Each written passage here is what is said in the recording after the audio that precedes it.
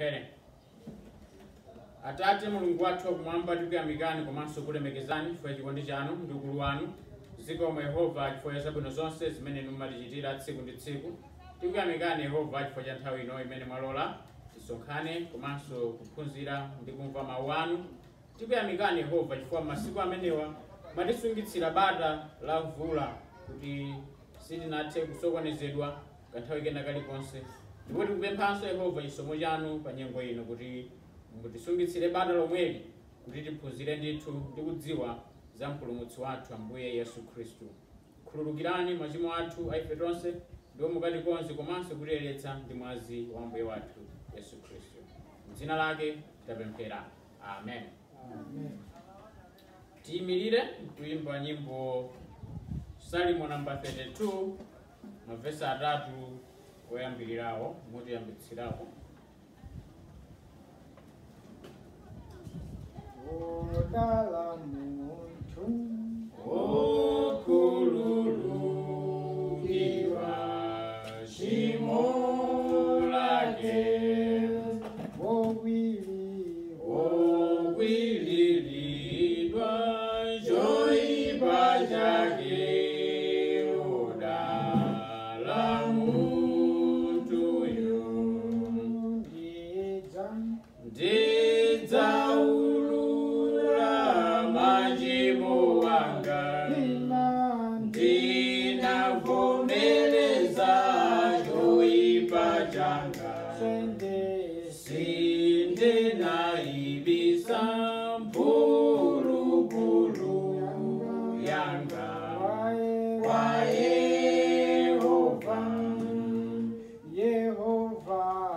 Yehova samuwerengera mphulupulu zake. Ndimo muzimu mwake mulibeso zachinyengo. Ndidzaulula machimo anga, ndinavomereza choyipa changa, sindinaibisa mphulupulu yanga kwa Yehova. Pamene ndinakhala chete mafupa anga nakalamba, ndikubuwulanso kwangapo ine tsiku lonse. Ndidzaulula machimo anga, ndinavomereza choyipa changa, sindinaibisa mphulupulu yanga kwa Yehova. Ndidzaulula machimo anga, ndinavomereza choyipa changa, sindinaibisa mphulupulu yanga kwa Yehova. Kale basi sekule mabaibulo athu kubuku la Luka chapter 2 kuyambira verse 1 kukalekeza 21. Ndi ndime imene ikhale tikuwerengapo tsiku la lero. Luka chapter 2 verse 1 kukalekeza 21. Ndipo ndiyamba kuwerenga. Ndipo kunali masiku aja kuti lamulo linatuluka kwa Kaisala Augusto kuti dziko lonse lokhalamo anthu lilembedwe, ndiko kulembera koyamba pokhala Kwiliniyo kazembe wa Siriya. Ndipo onse anamuka kulembedwa, munthu aliyense kumudzi kwake. Ndipo Yosefe yemwe anakwera kuchokera ku Galileya kumudzi wa Nazareti kunka ku Yudeya kumudzi wa Davide, dzina lake Betelehemu, chifukwa iye anali wa banja ndi fuko lake la Davide, kukalembedwa iye mwini pamodzi ndi Mariya opatidwa naye ubwenzi, ndi uyu anali ndi pakati. Ndipo panali pokhala iwo komweko, masiku ake akubala anakwanira, ndipo iye anabala mwana wake wamwamuna woyamba, namkulunga iye msalu namgoneka modyera ng'ombe, chifukwa kuti anasowa malo mu nyumba ya alendo. Ndipo panali abusa m'dziko lomwelo okhala kubusa ndi kuyang'anira zoweta zawo usiku, ndipo mngelo wa Ambuye anayimirira pa iwo, ndi kuwala kwa Ambuye kunawawunikira pozungulira, ndipo anaopa ndi mantha akulu. Ndipo mngelo anati kwa iwo, musaope, pakuti onani ndikuwuzani inu uthenga wabwino wa chikondwerero chachikulu chimene chidzakhala kwa anthu onse, pakuti wakubadwirani inu lero mudzi wa Davide mpulumutsi, amene ali Khristu Ambuye. Ndipo ichi ndi chizindikiro kwa inu: mudzapeza mwana wakhanda wokuta ndi nsalu atagona modyera.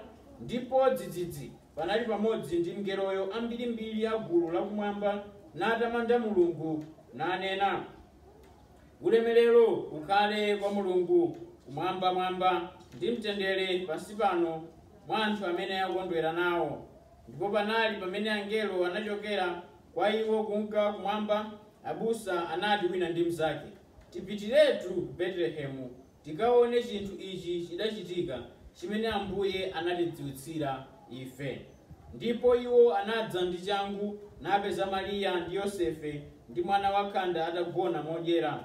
Ndipo iwo mmene anaona anadziwitsa anthu za mawu analankhulidwa kwa iwo a mwana uyu. Ndipo anthu onse amene anamva anazizwa ndi zinthu abusa adalankhula nawo. Koma Mariya anasunga mawu awa onse nawalingalira mu mtima mwake. Ndipo abusawo anabwera nalemekeza ndi kutamanda Mulungu pa zinthu zonse anazimva naziona, monga kunalankhulidwa kwa iwo. Ndipo pamene panakwanira masiku 8 akumdula iye, anamutcha dzina lake Yesu, limene anatchula mngeloyo asanalandiridwe iye m'mimba. Amen. Nkhani ya kubadwa kwa Ambuye wathu Yesu Khristu ndimene tikhale tikuiona madzulo ano. Masiku apitawa timakhala tikuona zinthu zina ndi zina zimene zimayandikirana ndi kubadwa kwake kwa Ambuye Yesu Khristu. Ndipo lero tikufuna tione zimene zidachitika pa tsiku limene Ambuye wathu Yesu Khristu anabadwa ngati munthu pa dziko lino lapansi. Ndiye tikawerenga za Ambuye wathu Yesu Khristu, timaona zinthu zingapo zimene zikuchitika zodabwitsa, zina mwina zotidzidzimutsa. Ndiye mafunso athu azikhala kuti izizi zinachitika chifukwa chiyani. Mwachitsanzo titsakupereka kuti kodi chifukwa chani Ambuye Yesu anabadwira mukhola la ng'ombe, moti kunalibe malo pa dziko lonse lapansi abwino amene Ambuye Yesu akanabadwiramo? Chinthu choyamba mwina chimene tikhoza madzifunsa chimenechi, kukagona modyera ng'ombe ndi zinthu zoti zovuta kumvetsa. Komanso kuonjezera pamenepo titha kudzifunsa funso lakuti chifukwa chani uthenga woyamba wodziwitsa anthu kuti Yesu wabadwa ukupita kwa abusa. Ndiye kapena abusha ena amatero, ena amafuna azisiyanitsa ndi abusha ndi abusa, koma zinthu zimodzi waiposiyana. Abusa aziweto awo. Chifukwa chani bwanji osapita kwa mafumu, osapita kwa anthu ena mwina amene angakhale otchuka kuti akawawuze za uthenga umenewo? Ndiye zonsezi tikuona kuti chilipo china chake chodabwitsa chimene Mulungu akufuna kuonetsera mwa Ambuye wathu Yesu Khristu. Ndipo aka sikuti ndikoyamba ayi. Tikumbukire angelo kubwera kudzalengeza zosiyanasiyana, komanso kuyima kozizwitsa kwa Mariya, nyimbo yolemekeza imene anayimba, kubadwa kwa Yohane Mbatizi, komanso kuzindikirika kwa Yesu Khristu. Zonsezi ndi zimene tikuziona kuti ndi zinthu zopambana komanso zinthu zodabwitsa kwakukulu. Ndiye apa tikuona mfumu imene ikupereka malamulo, mfumu imene ikulamulira kuti zinthu zichitike. Koma mfumu imene isikuti ndi Yesu ayi. Pali mfumu ina Augusto, iyeyu akulamulira kuti pakhale kalembera wa dziko lonse, cholinga choti adziwe bwino anthu misonkho imene aziyenera kupereka. Koma mu gawo limeneli tikuonanso kubwera kwa mpulumutsi amene anali kuyembekezeka kwa nthawi yayitali mu mbiri ya munthu. Tikuona chozizwitsa chachikulu mu mbiri ya munthu, komanso tikuona anthu ambiri amene sanali kudziwa zambiri zimene zinayenera kuchitika pa tsiku limeneli la kubadwa kwa Mbuye wathu Yesu Khristu. Dziko litha kukhala ngati lidasokonekera pa nyengo iyi, koma Ambuye akubweretsa mwana wake kuti abadwe nyengo yotereyi. Poyambirira tikaona za kubadwa kwa Yesu Khristu, monga tawerengera Luka chapter 2 verse 1 kukalekeza 7, tikuonapo zinthu zingapo zimene zikubwera poyera. Poyambirira tikuona kuti kubadwa kwake kwa Mbuye wathu Yesu Khristu kukubweretsanso fundo zina kapena information ina imene titha kuyilondola mu mbiri kuti kodi ndiyoonadi. Okay? Mwachitsanzo akamba za Kaisara uyu Augusto amene adalamulira kuchoka chaka cha 31 BC kukafika chaka cha 14 AD. Sizoti Luka wangolota ayi, koma ndi zinthu zoti zidachitikadi ndithu mu mbiri ya dziko la Chiroma. Chinthu choyambirira chimene tikuchiona pamenepa. Kachiwiri tikuona za kalembera akuchitikayo. Kalembera amene akuchitikayo cholinga chake chinali kufuna kudziwa anthu amene ayenera kupereka msonkho. Anthu amene akuyenera kupereka msonkho. Kachitatu Luka akukamba za mkulu wina Quirinius amene anali wamkulu wa ku Syria. Alipo angapo mayina a oyang'anira ku Syria motero, ena alipoyambirira kwambiri ndipo wina akubwera kumapeto kwambiri, koma Quirinius akumukamba apayu ndi amene anali nthawi ya Mbuye wathu Yesu Khristu. Chinthu china Luka akutchulanso malo osiyanasiyana, mwachitsanzo Galileya, okay, ku Nazareth, ku Judea, ngakhale ku Bethlehem kumene kunali kwawo kwa Yosefe ndi makolo ake.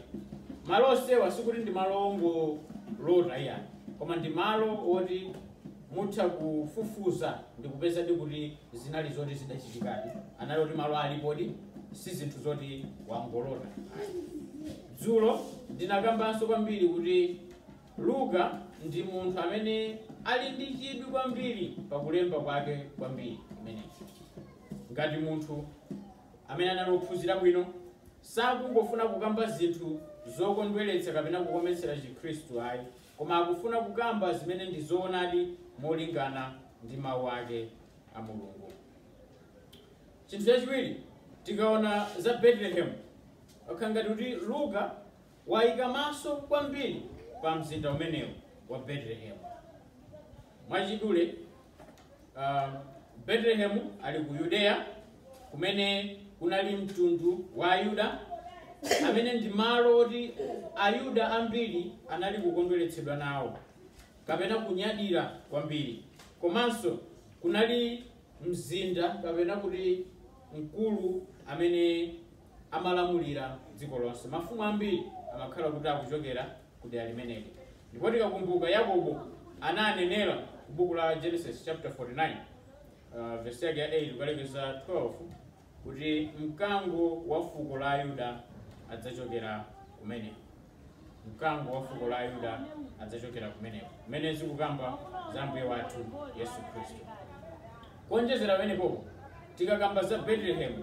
Bethlehem ikutchulidwanso kuti ndi mzinda wa David, chifukwa kumene iyeyo adabadwirako. Davideyo chifukwa chani izizi ndizofunikira kuti ifeyo tizidziwe.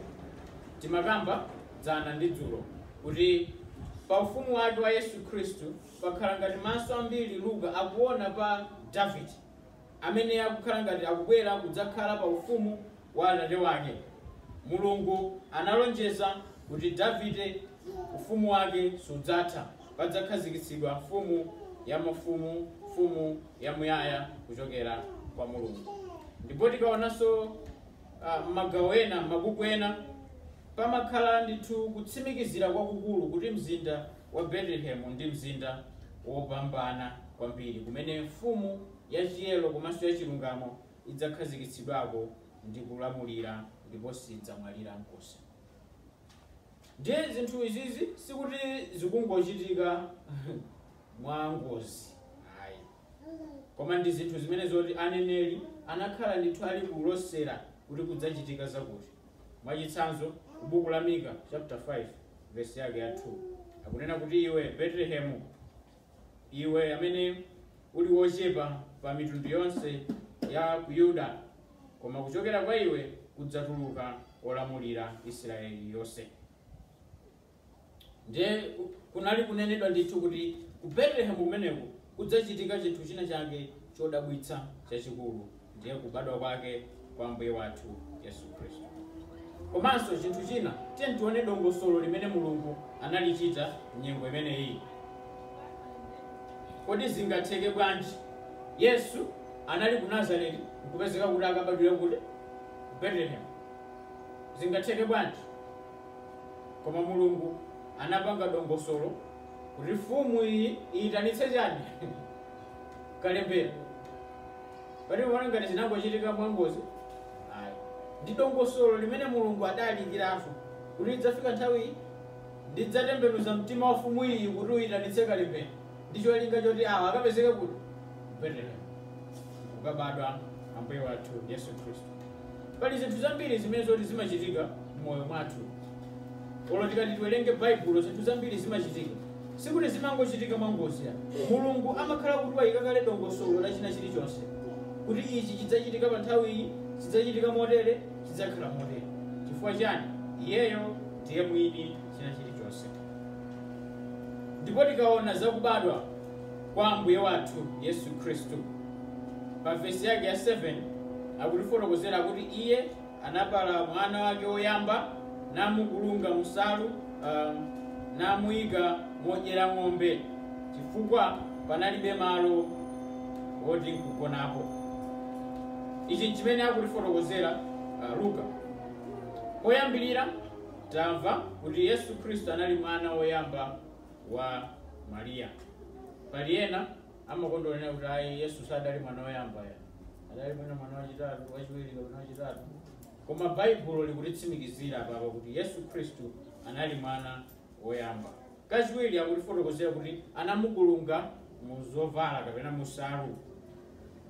Chifukwa chani Luka akutifotokozera zimenezi? Onesanga mkonera kuti adamugoneka pakuti. Chifukwa chani akutifotokozera adamukulunga? Kutsimikizira kuti Yesu Khristu adali mwana ndithu. Adali mwana ndithu, anayenera kuti agulidwe. Sikuti Yesu kuti adali kuti ndi Mulungu sankavozizira ali mwana. Akadangomusiyapo sakadavozizira ayi, koma Yesu mu munthu wake anayenera kugutiridwa kuti amve kutenthera, koma anabwera kudzapulumutsa anthu. Kachitatu akutifotokozera kuti anamuyika modyera ng'ombe. Anamuyika modyera ng'ombe.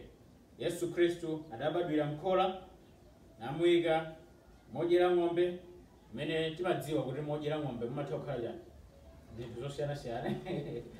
Nthanda mukholamo ndeti nthanda sikuti poti Yesu abadwa nthawi ndeti nthanda zidapumula kaye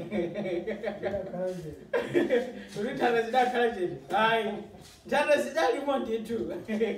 Koma Ambuye wathu Yesu Khristu akukabadwira mmene muchamo, nkukayikidwa mmene momo.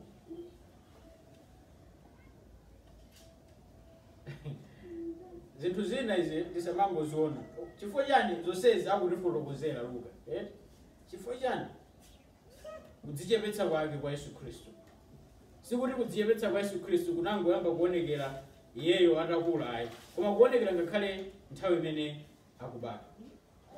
Kubadwira mkhola kuyikidwa modyera ng'ombe chifukwa choti akuti malo kunalibe pa dziko lonse pa nthawi imeneyi. Anthu tikumbukire abwera ambiri kuchokera madera osiyanasiyana, zochitika zambirimbiri, koma chinthu chodabwitsa nkuti iye amene adalenga dziko lonse, iye amene asamalira dziko lonse, iye amene apulumutsa nkusowa malo. Zimene zoti sizingatheke ndi anthu a dziko lino lapansi. Tingoyerekeza mwina kuti kaya munthu wamkulu zedi ku Malawi kuno wapita malo ena, malo asowa, angachitovutikira mpaka okhala mkhola ng'ombe? Sizingatheke. Koma Mbuye wathu Yesu Khristu akubadwira malo oterewa, chinthu chimene choti sitikuyenera tichipeputsa. Iye amene anali nacho china chilichonse koma anadzichepetsa yekha, n'cholinga choti ifeyo tikapeze chipulumutso.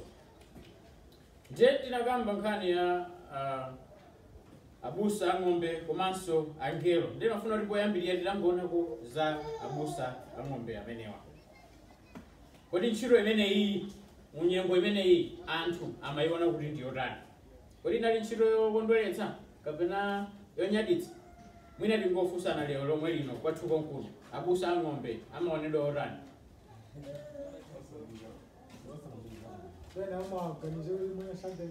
Saganiza bwino, komanso mwina akuba kwambiri. Akamankaga osaganena kuti ndakamankaga. Chithunzithunzi chomwecho chimene sichinalipo ngakhale nthawi iyi. Iwo aja amaoneka kuti awa ndi anthu oyipa, zochitika zawo zosalongosoka, palibe chazeru chimene angathe kuchita. Koma uthenga pamene ukubwera kufotokozera kunena kuti Yesu wabadwa, oyambirira umene wapeza ndani? Abusa ang'ombe. Abusa ang'ombe. Sitikuwuzidwa kuti chifukwa chani uthengawo udangoyambira kufikira kwa abusa ang'ombewo, koma mwina litha kuona poyambirira ndinakambanso poyamba paja zakudzichepetsa kwake kwa ndani kodi? Kwa Mbuye wathu Yesu Khristu. Kuti poyambirira adabadwira m'banja losauka, sadabadwire m'banja limene lidali lamphamvu ayi, sadabadwire m'banja limene lidali lolemera ayi, sadabadwire m'banja labwino ayi, adabadwira m'banja losauka. Ndipo usiku wake wayambawo adakhala modyera ng'ombe. Sadakakhale malo achifumu aya. Ndipo izi zititsimikizira kuti iyeyodi anadza kudzabweretsa uthenga wabwino ngakhale kwa anthu amene ndi otsikitsitsa apansi penipeni. Uthenga wa Mulungu udabwerera wina aliyense. Suyang'ana kuti uyuyu ndi wotani. Kumbukirani timakamba za azimayi dzana lija. Ngati si dzulo lomwe. Azimayi anthu poyambirira pasabata paja mene timawerenga Mateyu. Kuona anthu amene ali m'bado wake wa Yesu Khristu. Ndi anthu oti mwina simungafune kuyika kumayina awo. Anthu omvetsa chisoni, anthu ochimwitsitsa, zochitika zawo zosalongosoka. Koma Yesu Khristu akupangidwa identify ndi anthu amene wawo chifukwa cha chimene iye adabwerera kudzakwaniritsa ngati mpulumutsi wa dziko lino lapansi. Uthenga wabwino umene akutifotokozeranso Luka ukuonetsera kuti iye adabwerera anthu onse ngakhale amene tingawaonere pansi ife. Nakambapo nkhani yokhudzana Yona apita ku Ninive, anthu amene amali kuwaonera pansi sanafune kuwafikitsako uthenga wabwino. Mwinanso ifenso tinawo anthu ena amene kuti timawaonera pansi, timawaona opanda pake. M'masomo athu timapeputsa, timawaona kuti awawa alibe ntchito. Koma Yesu Khristu akubwera kufikira wina aliyense, angakhala amene wawo sayang'ana nkhope yake. Ndiye tikaona za angelo,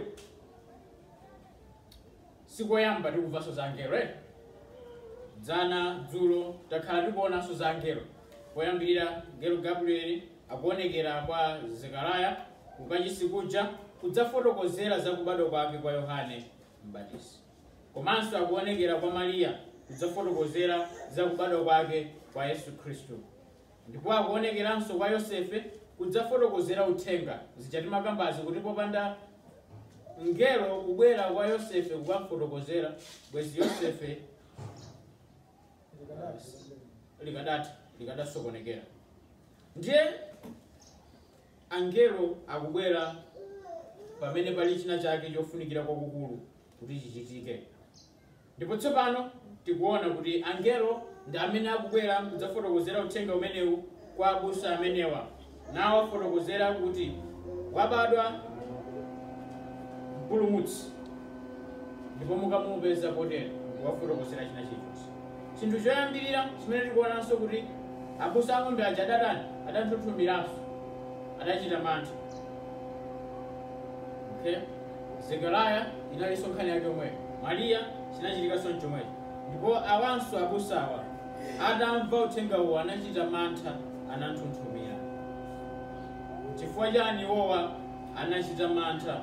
Titha kuona kuti ngelo akuwauza kuti ndakubweretserani uthenga wabwino wa chimwemwe chachikulu. Uthenga wabwino wa chimwemwe chachikulu. Uthenga wabwino wa Ambuye wathu Yesu Khristu umabweretsa chimwemwe kwa wina aliyense. Ndipo tikakamba nkhani ya chimwemwe chimenechi ndi imene ngati Luka akutsimikizirapo kwathunthu komanso kwakukulu.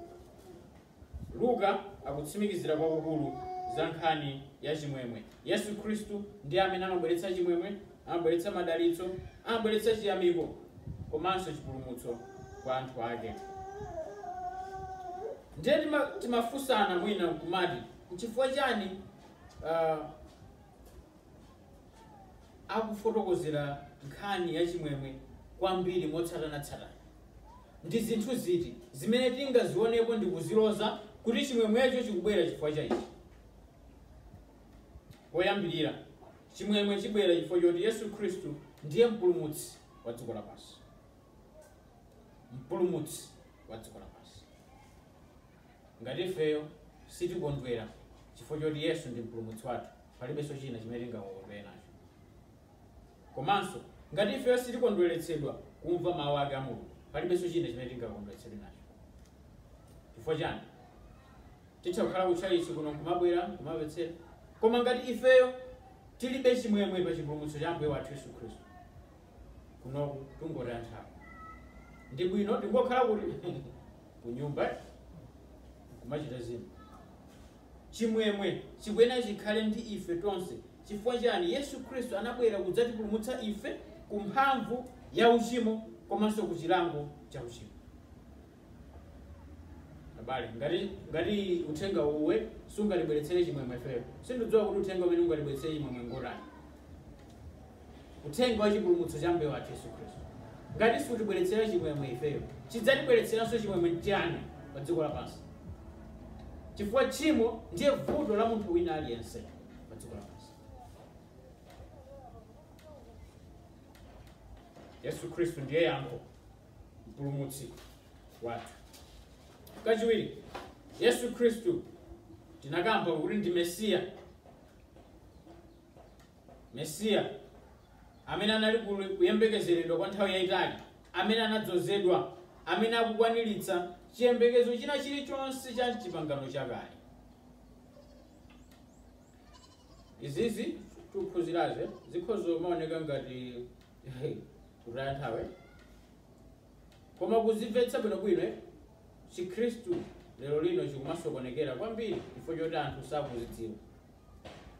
Timakamba mugalimoto ndi anthu ena amene kuti koma lero lino anthu tinapezeka kuti tungokondwerera Christmas osadziwa mkomwe kuti tanthauzo lake nchani.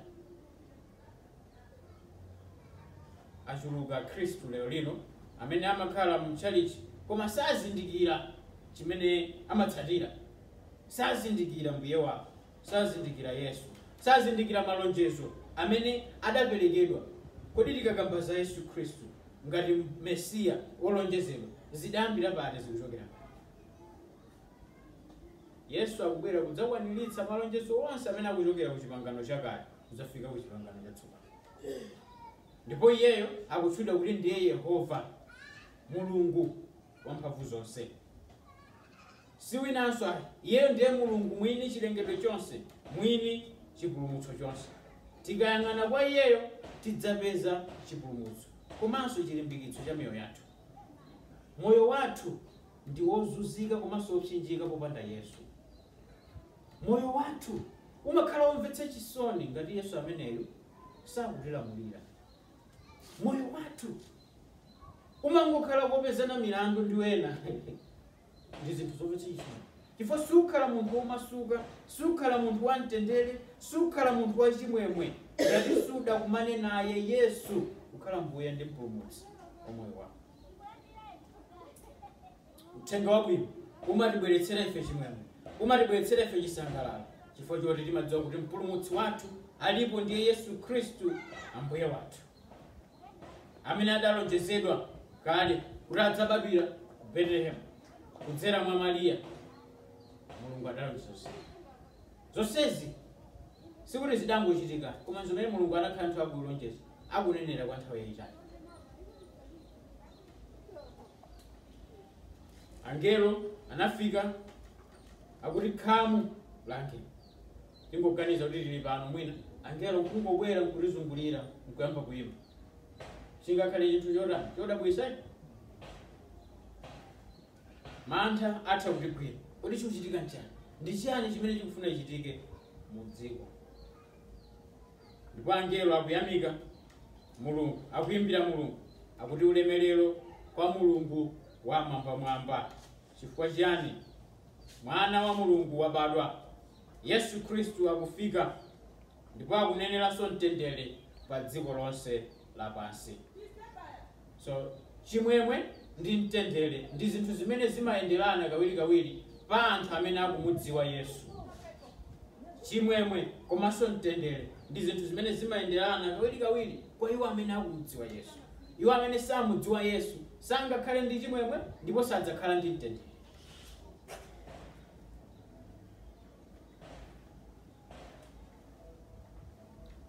Olo utakhala kuti umafuna utakhala ndi mtendere motani nasa.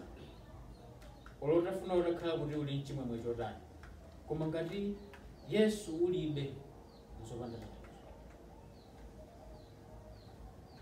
Kayamba banja pathu, kayamba mpingo, kandi pati pena paliponse pamene tingakhale, ngati ifeyo tilibe Yesu, olo talakalaka kukhala ndi mtendere motani tikungotaya nthawi. Chifukwa china chilichonse chingachitike tidzachiona chopanda pake. Koma Yesu Khristu anabwera kudzabweretsa mtendere. Anabwera kudzatilumikizitsa pamodzi ndi Mulungu amene tinali wochimwa. Anatibweretsa pamodzi ndi Mulungu kudzera mu imfa yake, moyo wake, komanso kuuka kwake. Yesu Khristu kubwera kwake kukugawanika anthu akugawanika. Ena akumukhulupirira, ena sakumukhulupirira. Mwina inuyo mukhoza madzifunsa ndikugamba kawirikawiri kuti wina aliyense tikamakhala ndikusamizisa azidzifunsa kuti kodi ineyo Yesu Khristu ameneyo nditamukhulupirira, Yesu Khristu ameneyo ndikumudziwa, Yesu Khristu ameneyo ndi mbuye ndi mpulumutsi wa moyo wanga kapena ayi. Chifukwa sikungofuna kubwera kudzatayitsana nthawi kuno, koma tikufuna timudziwe Yesu ameneyo ndi kumutsata moyenerera. Kodi timakondweretsedwa naye? Kapena mwina tikuze kodi adalitana ife kwa iye kuti tikhale anthu ake. Khristu akuyenera akhale ndi chitsimikizo chachikulu pa chimene iyeyo ali. Kodi inuyo muli wotsimikizika mu mtima mwanu za mpulumutsi Yesu? Kuti Yesuyo ndi wanudi? Kuti Yesuyo ndi mpulumutsi wanudi? Koma iwo amene adamuvomereza iye namulandira atha kutsimikizika mu mtima mwake. Iwo amene adalapa machimo awo, iwo amene adaona ulemerero wake wa Mulungu atha kutsimikizika mu mtima mwawo kuti Yesu ndi mpulumutsi wanu. Muli ndi mtendere kodi wa Mulungu? Muli ndi mtendere kudzera mwa Yesu Khristu? Ngati mulibe mtendere, nthawi yake simawa kapena lina koma lero. Kuti wina aliyense akhale ndi mtendere mu mtima mwake, kuti wina aliyense akakonzedwe mu mtima mwake, kuti Mulungu ameneyo atipatse nkhope yachimwemwe, osati nkhope imene yadzazidwa ndi manyazi kamba ka uchimo wathu, nkhope yodzazidwa ndi manyazi kamba ka mangawa amene tasunga mu mtima mwathu. kuti tili pansi. Chinthu china chimene tikuona apa kukamba za chizindikiro.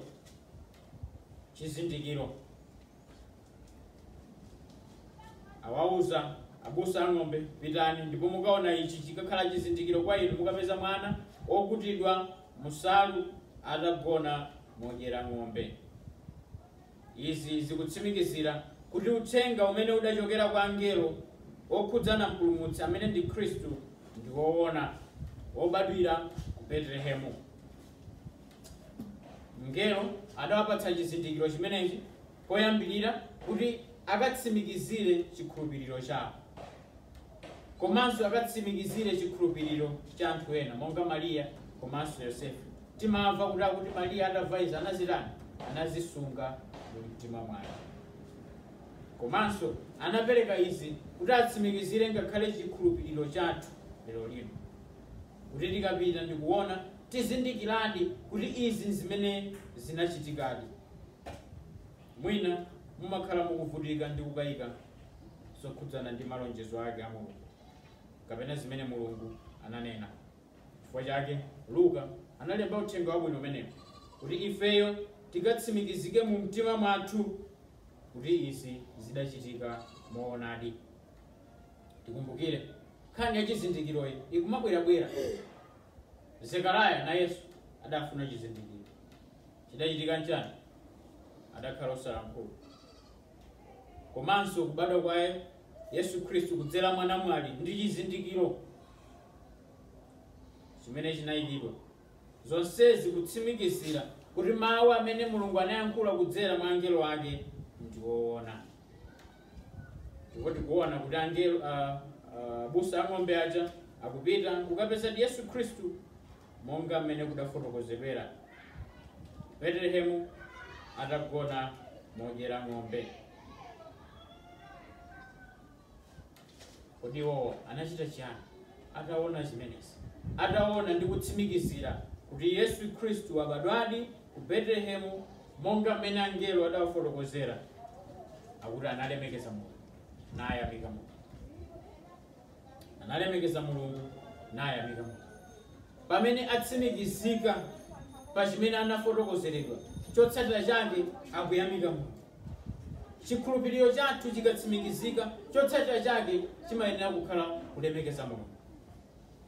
Ngati sitimulemekeza Mulungu, ngati ifeyo sitikhala olimbika mu mtima mwathu kumulemekeza Mulungu ameneyo, chikhulupiriro chathu nchofoka. Zekaraya adalemekeza Mulungu, Mariya adalemekeza Mulungu, Elizabeth analemekeza Mulungu, abusa ang'ombe analemekeza Mulungu. Nanga ifeyo chitilepheretsa nchiyani kulemekeza Mulungu ameneyo? Mulungu akutitsimikizira mu uthenga wake kuti ifeyo pamene taona izi timuyamike. Mwina ena mukuvutika ndi malingaliro okayika osatsimikizika mu mtima. Tipemphere kuti Mulungu atithandizire kuti alimbikitse chikhulupiriro chathu natipatsa moyo wakuyamika iyeyo nthawi zonse. Ndinene ichi pomaliza. Nthawi zina tikangokhala anthu ongong'ung'udza nthawi zonse, chimwemwe chimasowekera. Tikakhala anthu ongowiringula nthawi zonse, chimwemwe sichidzapezeka moyo mwathu. Mtendere sudzapezeka moyo mwathu. Chifukwa Baibulo limatitsimikizira kwambiri kawiri kuti mzonse yamikani. Tikakhala anthu oyamika nthawi zonse, chimwemwe sichidzachoka kwa ife.